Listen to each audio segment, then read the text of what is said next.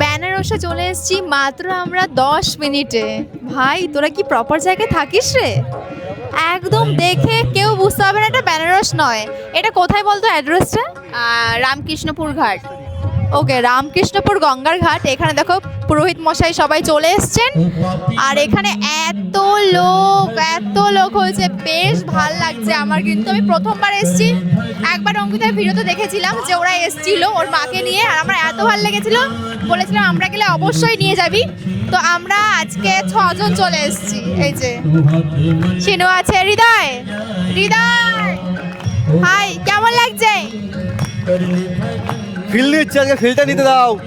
বেনারস লাগছে কি? একদম সত্যি পুরো তেমন পুরোহিত মশাইরা তেমন ড্রেসও পরেছে, এত ভালো লাগছে আমার।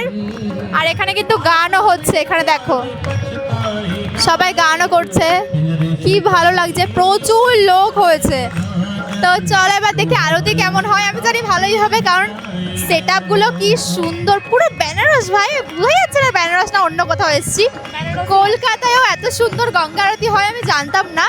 তো চলো এবার আরতি দেখাচ্ছি, তোদের সঙ্গে শেয়ার করবো।